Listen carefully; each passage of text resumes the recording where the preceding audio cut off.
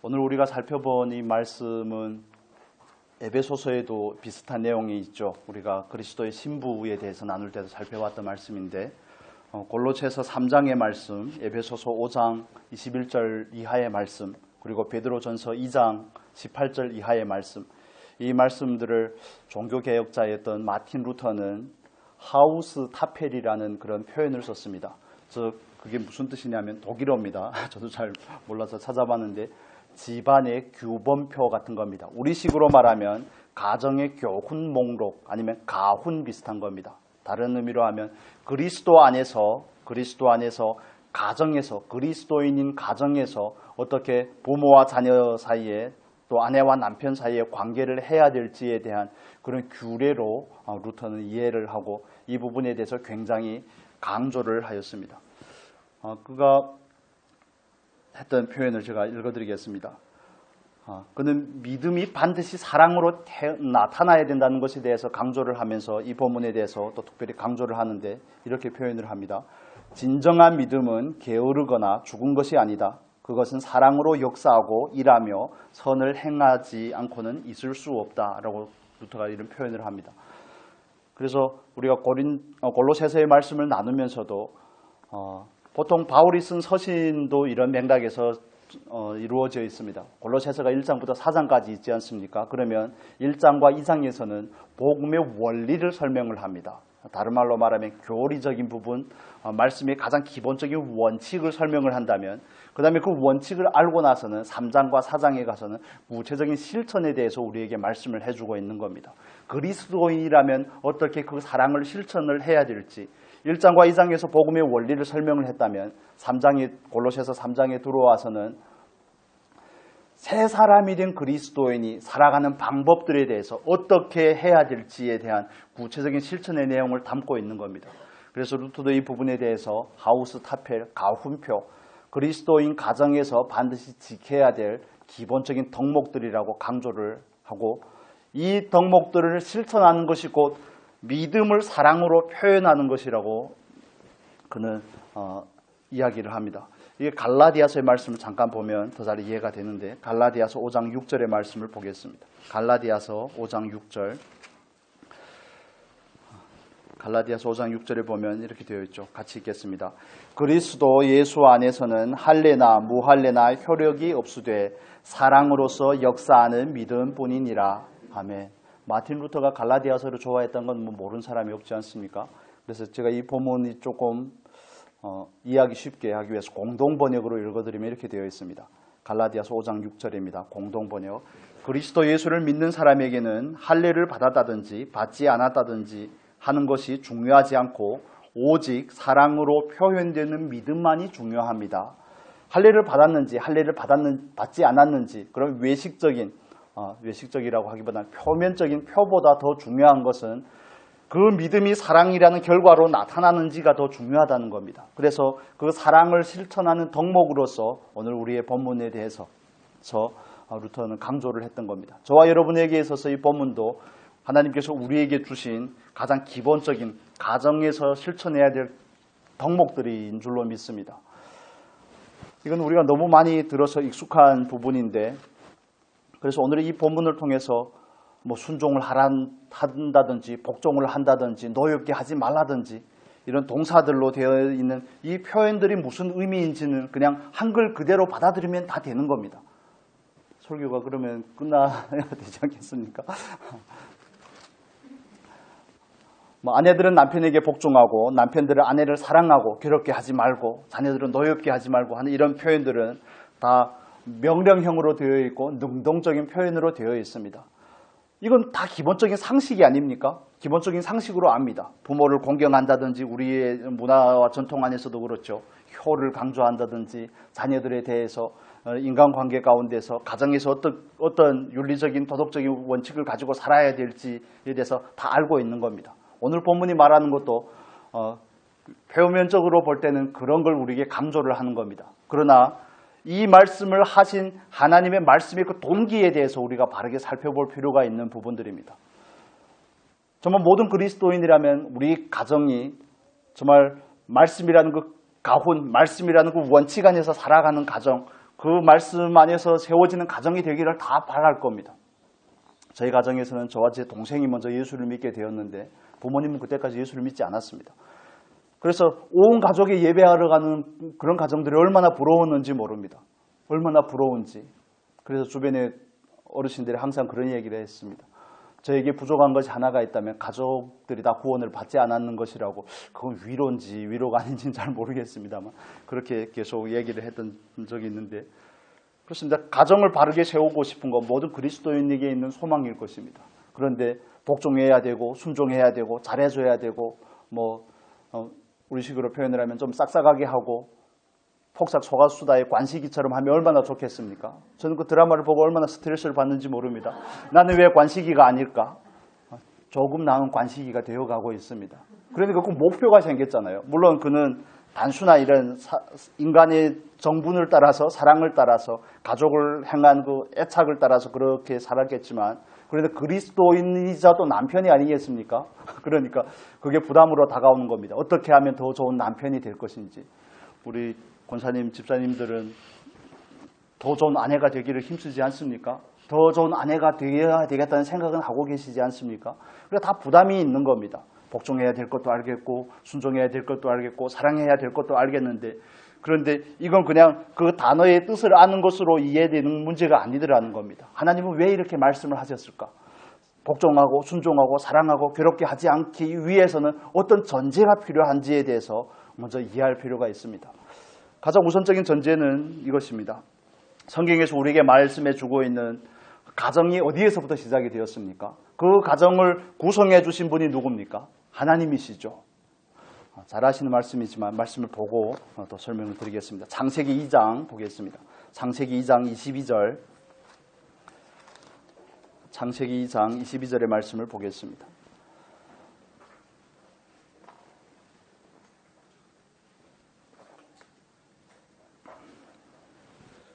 22절 같이 읽겠습니다. 여호와 하나님이 아담에게서 취하신 그 갈빗대로 여자를 만드시고 그를 아담에게로 이끌어 오시니 아담이 독초하는 것을 하나님께서 보시고 별로 기쁘게 여기지 않으셨습니다. 배필이 없음을 보고 그래서 아담을 깊은 잠에 들게 하고 빠지게 하고 그의 갈빗뼈를 취하여서 여자를 만들었습니다. 그리고 22절의 표현이 중요합니다. 그를 여자를 만드시고 그를 아담에게로 이끌어 오시니 아담이 나가 찾은 게 아니라는 겁니다. 데이트 앱을 가지고 약속을 잡은 게 아니라는 겁니다. 누가 중매를 선 것도 아니고 하나님께서 하와를 아담에게로 데려다 주신 것입니다. 여러분 믿으십니까? 그래서 가정이 제일 먼저 구성이 되는 그 근원적인 자리에는 하나님이 계시다는 사실을 우리가 먼저 이해할 필요가 있습니다. 단순하게 율법적으로 복종하라, 순종하라, 그리고 사랑하라, 괴롭게 하지 말라. 이걸 모르는 사람이 어디 있습니까? 윤리적인 기준이 됐든 말씀의 기준이 됐든 이걸 해마다 가정이 다르면 새나게 듣는 말씀이 아니겠습니까? 이 도리를 모르는 사람은 없는데 그런데 왜 그렇게 하지 않으려고 하는지 그 근원적인 이유가 어디에 있는지부터 우리가 근원적으로 살펴야 되는 부분입니다. 그래서 가정은 하나님께서 엮어주셨다는 사실을 먼저 믿는 데서부터 출발을 해야 되는 겁니다. 여러분 믿으십니까? 마치 하와를 하나님께서 아담에게로 이끌어 오셨던 것처럼 우리의 가정의 구성원이 되는 아내와 남편, 자녀들 모두까지도 하나님께서 가정으로 엮어주셨다는 사실을 여러분 믿으시기를 바랍니다. 왜 하필이면 나에게 우리가 불편하면 그런 원망들을 하지 않습니까? 왜 많고 많은 그 인연 중에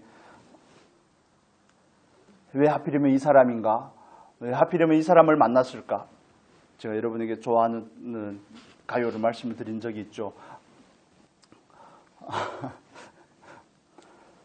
그 가사에서 말하는 것처럼 왜 그 별처럼 많고 많은 사람 중에 하필이면 이 사람을 만나서 정말 취한 듯이 사랑을 하고 헤어진 다음에 아픈 얘기를 하고 있지만 왜 이 남편이며 이 사람이 나의 남편이 되었으면 이 분이 나의 아내가 되었을까? 이런 거 여러분 생각해 본 적이 있으십니까? 왜 나에게는 하나님께서 이런 아들을 주셨을까? 이런 딸을 주셨을까? 이런 자녀들을 주셨을까?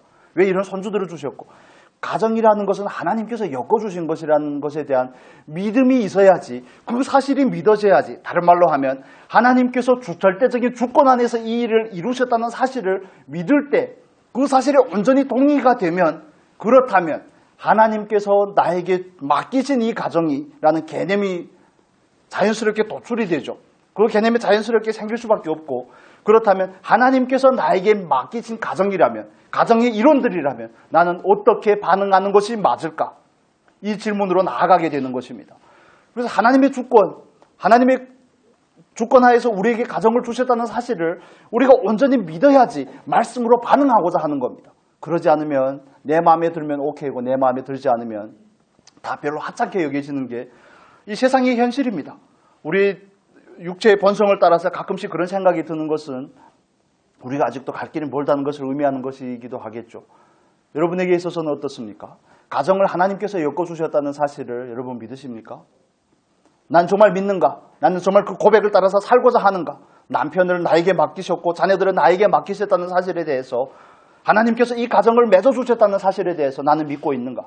믿는다면 그 믿음을 구체적인 행위로 어떻게 표현을 할까? 그 행위로 표현하는 결과가 복종하라, 순종하라, 괴롭게 하지 말라, 사랑하라 하는 이런 단어들로, 이런 동사들로 귀결이 되는 겁니다. 그래서 우선적인 전제는 하나님께서 주권자가 되신다는 사실을 믿는 믿음에서 출발을 하는 겁니다. 아담이 처음에 하와를 만났을 때 얼마나 기뻤겠습니까? 도파민이 아주 그냥 막 쏟아져 나왔겠죠. 얼마나 기뻤으면 내 뼈 중에 뼈요 내 살 중에 살이로다. 두 사람이 결혼을 해 한 몸이 될지니라. 얼마나 기뻤겠습니까? 그 다음에 죄를 짓고 나서 아담이 뭐라고 말합니까? 창세기 2장까지 왔는데 3장을 못 찾을 이유가 없지 않겠습니까? 한번 봅시다. 아담이 참 대단한 고백을 합니다. 여기서 12절 보겠습니다. 12절 3장 12절 같이 읽겠습니다. 아담이 이르되 하나님이 주셔서 나와 함께 있게 하신 여자 그가 그 나무 열매를 내게 주므로 내가 먹었나이다. 아담이 이르되 하나님이 주셔서, 하나님이 주신 것은 맞는데 나와 함께 있게 하신 그 여자가, 뼈 중에 뼈는 어디로 가고 살 중에 살은 어디로 갔습니까? 결정적인 잘못이 하와에게 있는 것은 틀림이 없죠. 하와가 선악과의 열매를 먹고 남편에게도 주며 아담도 먹고, 하나님께서는 아담에게 선악과의 열매를 먹지 말라는 명령을 제일 최초로 하셨기 때문에 아담부터 추궁을 하는 겁니다. 하나님, 제가 잘못했습니다. 제 아내가 잘못한 것이 아니라 내가 잘못했습니다. 이랬더라면 멋진 남편이 되었을 텐데. 아담이 못났다고 말하기는 좀 그렇지만 이게 사람이 가진 본성들이라는 겁니다. 내 마음에 좋을 때는 뼈 중에 뼈니 살 중에 살이니 하늘의 별도 뭐 달이라도 따줄 것처럼 하다가도, 그러나 내 마음이 상하고 내 비위에 맞지 않으면 남편이 아니라 다른 호칭으로 부르기 시작하지 않습니까? 그 호칭은 비밀이지만 다른 호칭으로 부르기 시작을 합니다. 그래서 뭐 보통 전문적인 용어로 인간 이런 표현을 한다고 그러더라고요. 인간은 그 정도 그나마 더 양호한 표현이죠. 조금 더 나가면 더 험한 표현들도 많습니다. 그래서 정말 달면 삼키고 쓰면 뱉는, 그건 그리스도 안에서 이루어진 가정의 토대가 아니라는 것을 이해를 할 필요가 있습니다. 물론 우리 연약함을 따라서 그런 결과들이 항상일 때도 있고 가끔씩 보여지지만, 그러나 그럴 때마다 우리가 돌아가야 될 자리는 하나님의 앞이라는 사실을 이해하시면 좋겠습니다. 하나님의 주권 앞에 가서 나를 다시 한번 순복하는 게 우리가 해야 될 일인 것입니다. 하나님께서 주신 가정입니다. 하나님께서 나에게 맡긴 가정입니다. 그렇기 때문에 내가 원하든 내가 좋든 내가 싫든 내가 기준이 아니고 하나님의 기준이 되기를 원합니다. 하나님, 이제 내가 어떻게 해야 되겠습니까? 그걸 위해서 기도하고 하나님 앞에 부르짖고 해야 될 일이, 저와 여러분이 우선적으로 해야 될 일이라는 것을 믿으시기를 축원합니다. 하나님의 주권에 나를 굴복시키지 않으면 아내도 남편도 그저 그냥 수단으로 여겨지는 것이 사악한 사람의 본성입니다. 그것도 거래로 생각을 한다니까요. 내 눈에 좋으면, 내 마음에 들면 언제나 내가 기준이 되어 있습니다. 그런데 성경은 전혀 그렇게 말하지 않고 있습니다. 하나님께서 뭐라고 하셨는가? 하나님께서 아담의 갈비뼈를 빼서 만든 사람이 여자가 아닙니까? 그런데 아담이 뭐라고 비하를 합니까? 하나님께서 주셔서 나와 함께 하신 그 여자가, 그런 그 잘못이 누구에게 있다는 겁니까 지금? 형제들이 회개할 시간입니다. 하나님께 있다는 거 아니겠습니까? 하나님께 있다는 것. 왜 이렇게 되냐 하는 것을 우리는 근원적인 문제에 대해서 살펴봐야 되는 겁니다. 하나님 주권에 굴복하지 못하는 인생의 그 추악한 본질이 보여지는 순간이죠. 본성이 보여지는 순간입니다. 탓하고 책임을 전가하고 하는 이런 부분들이 결과로 드러나게 되는 것입니다. 여러분, 우리는 하나님 앞에서 이 부분을 다시 정리를 할 필요가 있습니다. 내가 좋아서 사귀었던, 내가 좋아서 대시를 했던, 쫓아다녔던 이런 모든 것은 다 하나님의 주권적인 결과 안에 있는 부산물들입니다. 그러나 그 궁극적인 주체는 누가 되는 겁니까? 하나님이 되시는 겁니다. 그래서 여러분, 아내나 남편을 바라보며 자녀들을 바라보며 마음에 썩 들지 않고 불편한 부분이 있을지라도 아직 과정으로 여겨주시고 하나님께서 나에게 주셨다는 사실을 믿음으로 고백해드리는 저와 여러분이 될 수 있기를 축복합니다. 저도 이걸 맨날 합니다. 저라고 그 100% 다 되겠습니까? 잘 안 될 때면 하나님 앞에 나와 이거를 하는 거죠. 하나님, 왜 이런 자녀들에 대한 문제에 있어서 걸릴 때가 있으면 그 고백을 다시 하고 회개하고 다시 마음을 정리하고 내 자녀가 아닌데 하나님께서 맡긴 자녀인데 내가 만든 가정이 아니라 하나님께서 만들어주신 가정인데 마치 자기 것인 것 마냥 자기가 중심이 되어서 그걸 판단하고 정죄하고 왜 하나님 나에겐 더 좋은 것을 더 내 마음에 드는 것을 주시지 않고 왜 하필이면 이 정도로 주십니까? 이런 고백들을 하나님의 주권에 굴복하지 않은 저와 여러분의 모습에서 따라 나오는 결과들입니다. 여러분, 하나님께서 주신 가정, 여러분 소중하게 여기는 은혜가 있기를 예수님의 이름으로 축복합니다. 하나님께서 가정을 주신 데는 하나님의 목적이 있음을 믿으시기를 바랍니다. 아담과 하와가 괜히 만난 게 아니라는 것을 이해하셔야 되는 것입니다. 그들은 무엇을 위해서 만났습니까? 하나님의 목적을 위해서 만났습니다. 하나님께서 저와 여러분에게 왜 가정을 엮어주셨을까요? 하나님의 목적을 위해서 우리에게 그 가정을 주신 것입니다. 하나님의 뜻을 이 땅에 이루기 위해서 그 가정을 통해서 서로가 성화가 되게 하기 위해서 우리에게 가정을 주신 것입니다. 그래서 그 의미를 우리가 다시 가정이다를 맞이하면서 하나님 앞에서 다시 정리를 해보면 좋겠습니다. 내 중심에서 하나님 중심으로 한 발자국만 나아가서 이 문제를 대해보십시오. 그러면 우리는 하나님 앞에서 바뀌어야 될 사람이 나밖에 없다는 사실을 다시 새삼스레 발견하게 될 것입니다. 성경에는 이런 수많은 예들이 있습니다. 제가 잠언의 말씀을 읽어드릴게요. 잠언에 보면 잠언 19장 14절 이렇게 말씀합니다. 집과 재물은 조상에게서 상속하거니와 슬기로운 아내는 여호와께로서 말미암느니라. 아내도 그렇지만 남편도 마찬가지 아니겠습니까? 여호와로 하나님으로부터 말미암은 것이 저와 여러분에게 주신 가정의 의미임을 여러분이 믿으시기를 바랍니다. 하나님께서 주셨습니다. 완제품을 준 게 아니라 그걸 뭐라고 말합니까? 중국말로 할 수도 없고 중국어 단어가 생각이 나는데 완제품을 준 게 아니라 반성품을 준 겁니다. 대담한 것을 줬다는 그런 의미입니다. 그걸 그래서 우리가 서로를 가꾸어 나가는 것이 우리가 피차가 해야 될 일들입니다. 제가 유튜브에서 그 건강에 관한 그런 채널을 보면서 거기서 어느 크리스찬 권사님께서 하시는 그 이야기를 듣고 굉장히 큰 감명이 있었습니다. 사람은 관계 가운데서 이런 표현을 하더라고요.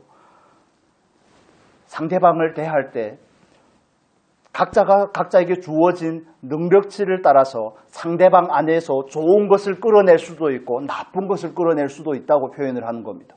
물론 안에야 나쁜 것도 있고 좋은 것도 있지 않겠습니까? 그런데 자기가 가진 믿음과 자기가 가진 그런 능력치를 따라서 상대방 안에서 좋은 것을 이끌어내서 그 사람을 개발시키고 업그레이드를 시키는 사람이 있는가 하면 그 사람의 안에서 나쁜 것만 끌어내는 사람도 있다고 이렇게 표현을 하더라고요. 그래서 이건 사고의 패러다임의 전환이 아닙니까? 우리는 문제는 늘 당신에게 있다고 생각을 했는데 결론적인 문제는 나에게 있다는 것이죠. 내 안에 있는 능력이 그 사람 안에 있는 것들을 나쁜 것들을 끌어낸다면 그 문제는 그 사람에게 있는 것이 아니라 누구에게 있다는 겁니까? 나에게 있다는 겁니다. 이거 정말 굉장히 의미 있는 이야기다. 성경도 이 이야기를 우리에게 하고 있는데 왜 나는 가는 곳마다 다른 사람 안에서 나쁜 것을 자꾸 보려고 하고 그 사람에게서 나쁜 에너지를, 부정적인 에너지를 자꾸 도출을 하고 이끌어내려고 할까? 우리를 돌아봐야 되는 그런 측면들입니다. 여러분, 가정은 하나님께서 주셨다는 사실을 여러분 믿으시기를 바랍니다. 그 만남을 주선하시는 분이 하나님입니다. 한 가지 예만 드리겠습니다. 우리가 룻기의 말씀도 나눴지만 룻기에서 시어머니 나오미와 같이 이방 땅인 베들레헴으로 돌아온 그 룻과 보아스의 만남을 잘 알지 않습니까? 성경은 그들의 만남에 대해서 감탄사를 씁니다. hin내라는 감탄사를 씁니다.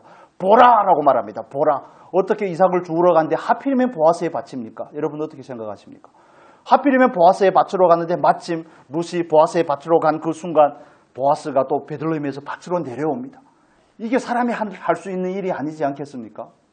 어떻게 아브라함의 종이 이삭의 아내를 데리러 바다나람으로 갔는데, 하란으로 갔는데 거기서 하필이면 리브가를 만납니까? 그가 기도가 끝나자마자 어떻게 그 기도에 부합한 리브가를 만납니까? 이게 사람이 한 일이라고 생각을 하십니까?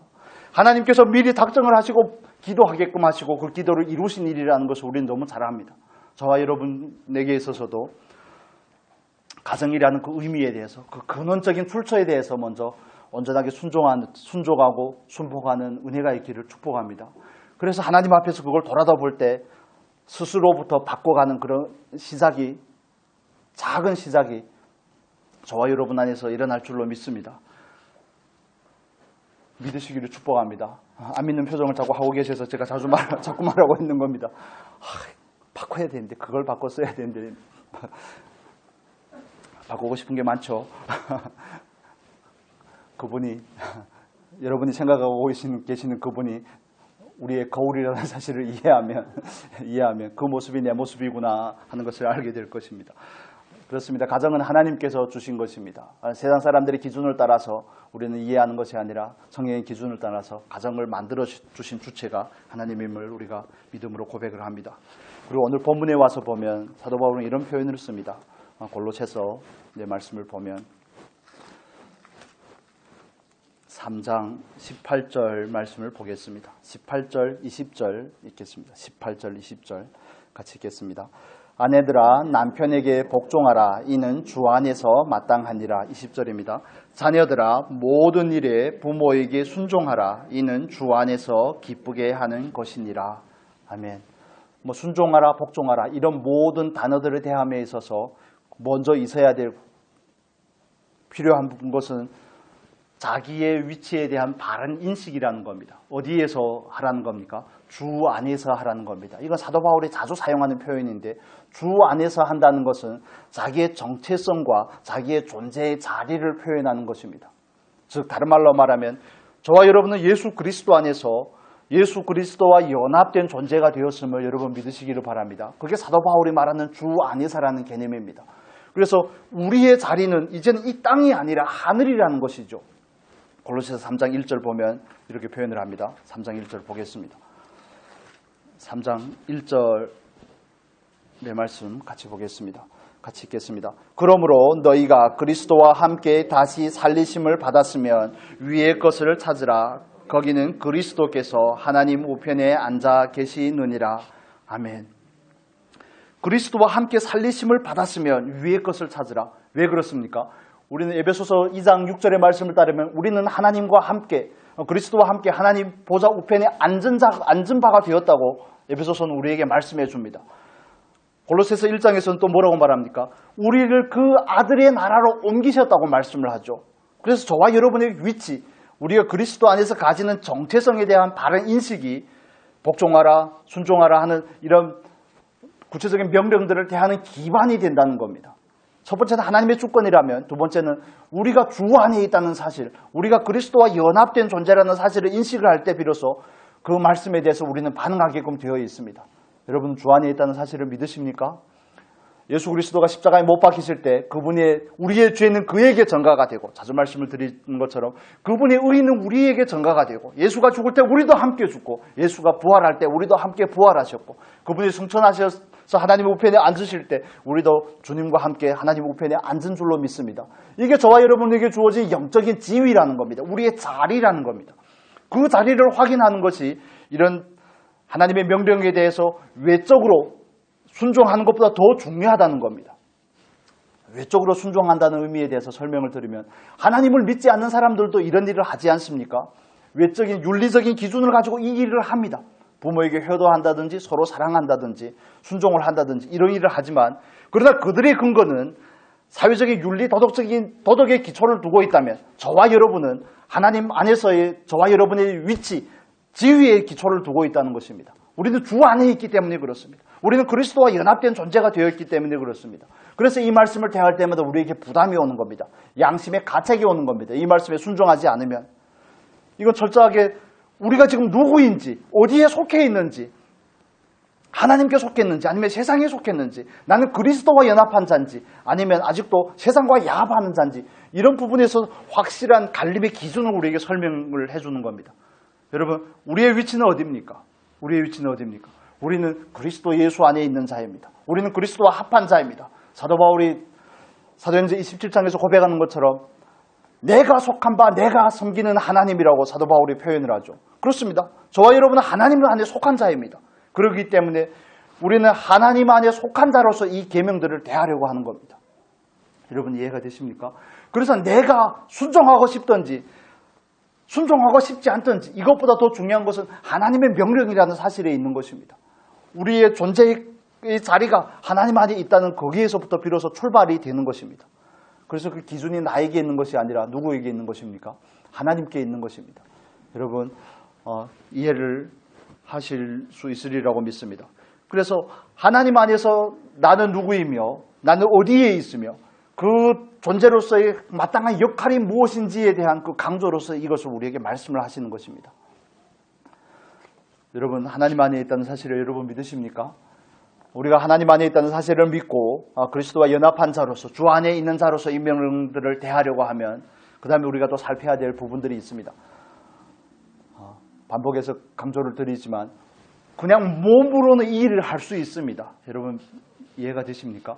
그냥 예수를 믿지 않는 사람도 우리 안에 마음의 동기와 목적을 분별하지 않고도 이 몸으로 이 일을 얼마든지 할 수 있습니다. 순종하는 척, 복종하는 척, 사랑하는 척 다 할 수 있습니다. 외식적인 행위로는 할 수 있지만 그러나 하나님께서 원하시는 것은 근원적인 문제에서부터의 순복이고 동의를 원하시는 것입니다.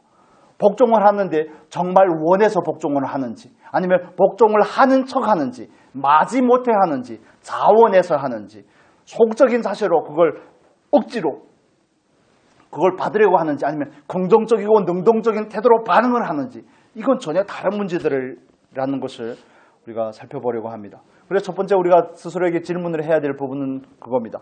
우리가 그리스도 안에 있다는 사실을 알고 그 말씀에 순종하고자 할 때 우리가 분별해야 될 부분 자주 말씀을 드리는 거지만 동기를 분별을 하는 겁니다. 나는 왜 이 말씀에 반응하고자 하는가? 동기를 분별을 하는 겁니다. 동기라는 것은 이런 질문들을 가집니다. 제가 몇 가지 읽어드리면 참고를 하시고 분별을 하시면 좋겠습니다.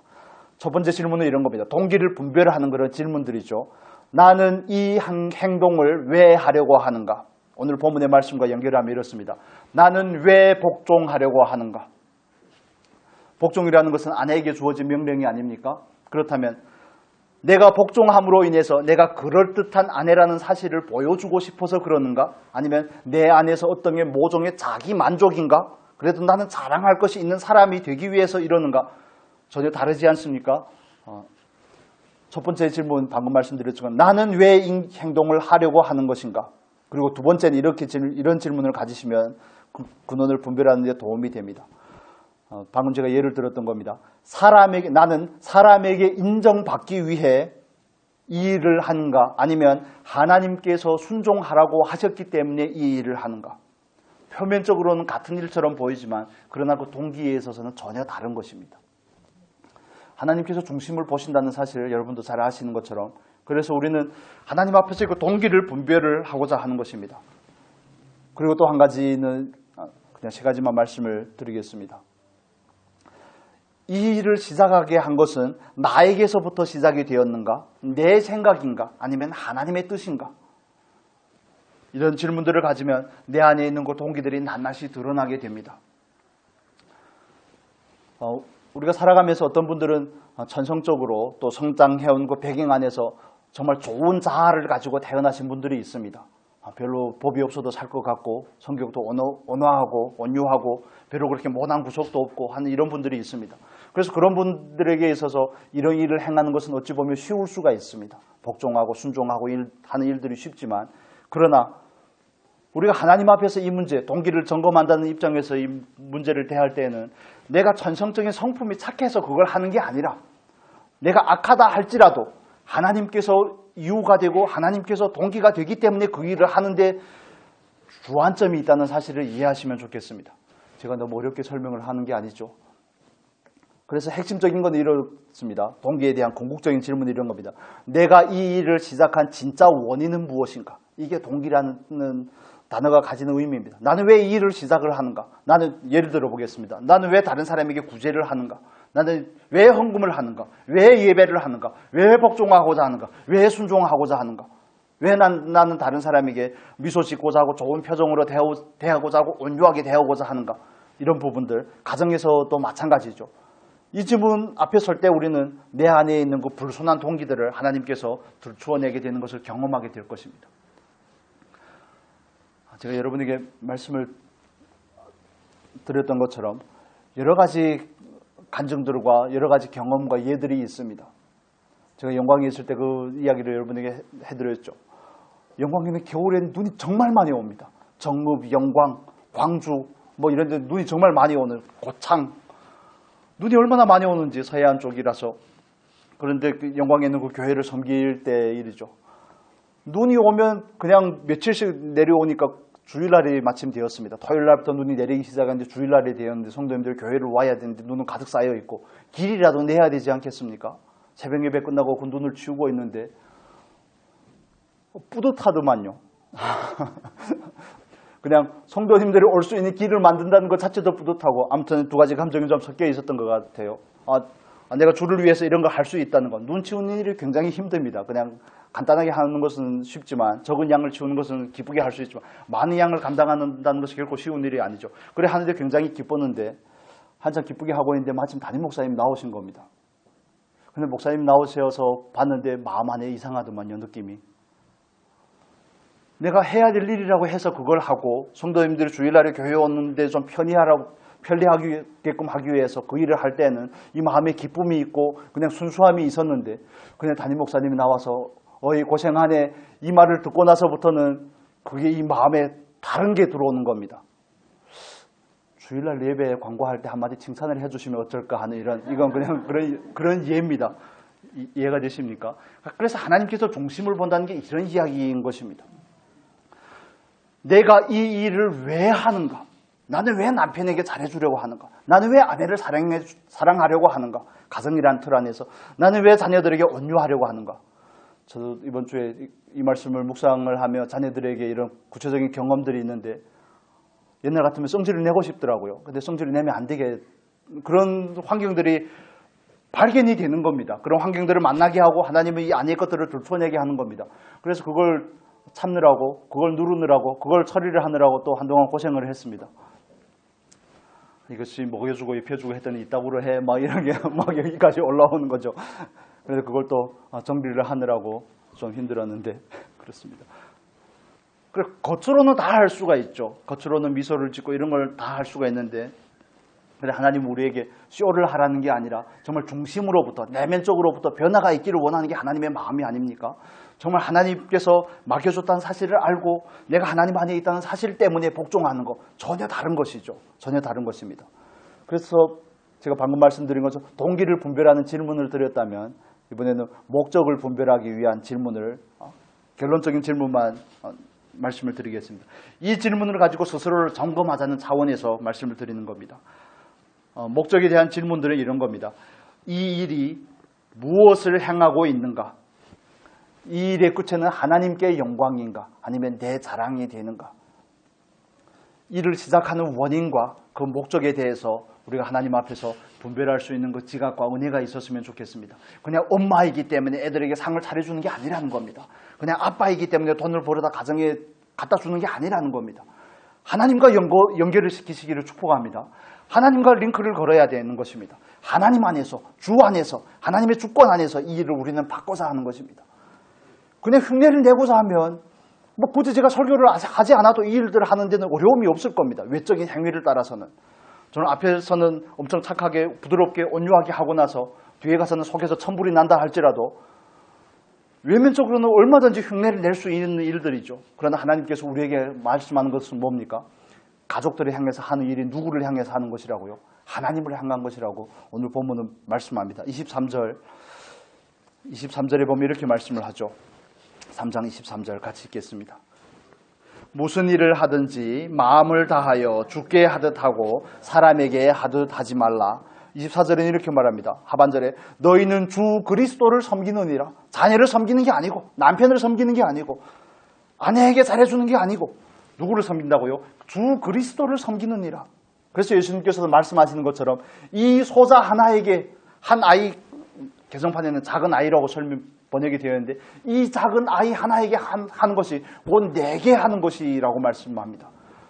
정말 선지자의 이름으로 냉수 한 그릇을 대접하면 너희도 선지자의 그 상급을 받는다고 주님께서는 말씀하시죠.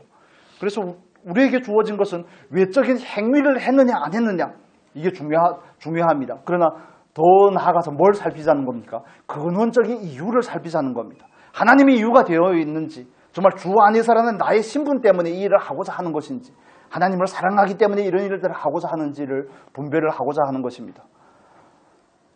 저도 나름대로 선한 자아가 있어서 정말 예전에 유학 오기 전의 일입니다. 개척교회를 섬겼습니다. 한 2년 동안 개척교회를 섬겼는데 뭐 개척교회니까 젊은 청년들이 조현숙 목사님, 우리가 한동안 섬기던 조현숙 목사님, 그리고 저랑 같이 유학 왔던 그 동생 3명이 있는데 제가 청년회 회장 뭐 이런 걸 막 교회에서 하는데 모든 일을 저에게 너무 많이 시키는 거예요. 그 동생은 또 몸이 좀 안 좋고 조 목사님은 1년 있다 먼저 유학을 오고 하니까 교회를 건축을 하고 뭐 교회 일은 집안 살림이고 물론 믿어서 목사님께서 믿어주셔서 그런 일들을 하셨겠지만 많은 일들을 하면서 제 안에 알지 못했던 그런 부분들을 저는 그래도 썩 괜찮은 그리스도인인 줄 알았습니다. 예를 들면 목사님께서 뭘 말씀하시면 저에게 얘기하면 제가 그 일을 해야 되기 때문에 장학금 사역을 하던 많은 일들을 하면서 그래서 외적인 행위가 그만큼 많고 그만큼 분주하니까 썩 괜찮은 그리스도인 줄 알았다니까요. 그런데 후에 하나님께서 그런 부분들을 하나하나씩 들추어내는데 감당하기가 굉장히 힘들었습니다. 우리의 실상을 보여주시는데 그래서 그렇구나. 내가 얼마나 많이 하는 것보다 더 중요한 것은 정말 하나님의 이유가 되고 하나님의 동기가 되어서 하는 일이어야만이 하나님께 영광이 되는구나 하는 사실을 비로소 알게 된 것이죠. 여러분 바리새인들은 행위에 있어서 완벽합니다.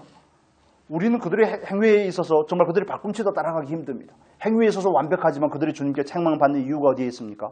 동기와 목적이 잘못됐다는 겁니다. 그들의 중심이 잘못됐다는 겁니다. 그래서 우리가 바꿔야 될 것은 행위가 아닙니다. 행위도 바꿔야 됩니다. 더 중요한 것은 뭘 바꾸는 겁니까? 내 안에 내면의 이유와 동기를 바꾸는 겁니다. 목적을 바꾸는 겁니다. 그걸 주님과 연결시키는 겁니다. 주님 때문에. 그래야지 그게 예수 안에서 섬기는 가정으로 세워져 갈 수가 있습니다. 우리의 가정이. 그래서 가정에서는 이렇습니다. 먼저 깨달은 사람이 먼저 하는 겁니다. 먼저 깨달은 사람이 양보하는 겁니다. 먼저 깨달은 사람이 희생하는 겁니다. 먼저 깨달은 사람이 대가를 치르는 겁니다. 왜 당신은 변화되지 않습니까? 이 질문을 가질 필요가 없는 겁니다. 그걸 우리가 하나님과 연결을 시키면 그런 질문은 가지지 않지만 하나님과 연결을 시키지 않으면 자연스럽게 그런 질문들이 나올 수밖에 없습니다. 왜 나만 희생을 해야 되냐고 이런 질문들이 바로 나올 수밖에 없기 때문에 그렇습니다. 여러분 그래서 우리가 이 말씀을 나누면서 정말 가정에서 우리가 어떻게 예수로 먼저 살 것인지 내가 예수로 삶으로 말미암아서 우리 가정도 예수로 살게 될 것인지에 대해서 나누면서 정말 그 근원적인 가정을 만드신 분이 하나님이심을 그 하나님의 주권임을 믿고 또 우리가 그리스도 안에 있는 존재임을 그리스도와 연합한 존재라는 사실을 믿고 그 안에서 순종하고 복종하고 사랑하고 노엽게 하지 말고 하는 이런 모든 일들을 구체적인 사랑의 행위들을 함에 있어서 그냥 외형적인 행위뿐만이 아니라 우리의 동기까지도 살펴보자는 것입니다. 여러분 한 주일 동안 꼭 살펴보는 은혜가 있었으면 좋겠습니다. 죽게 하듯 하는 겁니다. 죽게 하듯. 주 안에 있는 사람이 죽게 하듯 하는 것이 저와 여러분이 해야 될 일입니다. 남편을 섬기는 게 아니고 자녀를 섬기는 게 아니고 아내를 섬기는 게 아니라 사랑하는 게 아니라 주님을 향해서 하는 것입니다. 그래서 다르게 표현을 하면 이렇습니다. 내가 아내에게 그만큼 함부로 한다. 내가 남편에게 그만큼 쉽게 대한다. 자녀들에 대해서도 만만하게 본다. 이건 곧 내가 주님을 그만큼 만만하게 본다는 얘기입니다. 너무 놀라지 마십시오. 그게 저와 여러분의 실상인 것입니다. 교회 안에서 그 누군가를 그 특정한 이유 때문에 그 누군가를 만만하게 본다든지 지체적인 외형적인 이유라든지 부가 이유가 된다든지 건강의 이유가 된다든지 나이가 이유가 된다든지 이런 것 때문에 다른 사람들을 향해서 인간관계에 있어서 쉽게 대하는 것은 곧 내가 나에게 있어서 주님이 그 정도의 존재밖에 안 되는 겁니다. 정말 부끄러운 이야기지만 저와 여러분 안에서 이런 일들이 발견이 될 때마다 정말 하나님 앞에 나가 회개하는 은혜가 있었으면 좋겠습니다. 목사가 성도를 대해서 성도님들 목사를 대해서 그런 부분들에 대해서 점검을 해야 되는 부분입니다. 가정에서뿐만 아니라 하나님께서 우리에게 맺어준 이 영적인 가정이라는 이 교회라는 공동체 안에서도 우리는 이것을 분별을 하려고 해야 되는 것입니다. 사람을 대하는 태도 같고 내가 주님을 대하는 태도라는 사실에 대해서는 성경은 그게 맞는 기준이라고 말씀을 하는 겁니다. 그렇게 생각해 볼 때 우리 안에 얼마나 많은 것들이 있는지를 자연스럽게 알게 됩니다. 여러분, 정말 하나님 앞에서 그리스도를, 주님을 잘 섬기는, 정말 예수로 잘 섬기는 저와 여러분이 될 수 있기를 축복합니다. 그런 가정이 될 수 있기를 바랍니다. 가정에서든 교회에서든 이 일들을 우리가 온전히 작게 실천해 나가며 정말 내 안에 있는 이유와 동기와 목적들에 대해서 분별을 하며 살 수 있는 복된 은혜가 있기를 바랍니다. 주 안에서 하십시오. 또 죽게 하듯 하시기를 축원합니다. 그래서 주 안에서 죽게 하듯 하면 그 상은 누가 받는 겁니까? 우리가 상을 받는 겁니다. 마지막 이 구절만 읽고 마치겠습니다. 25절입니다.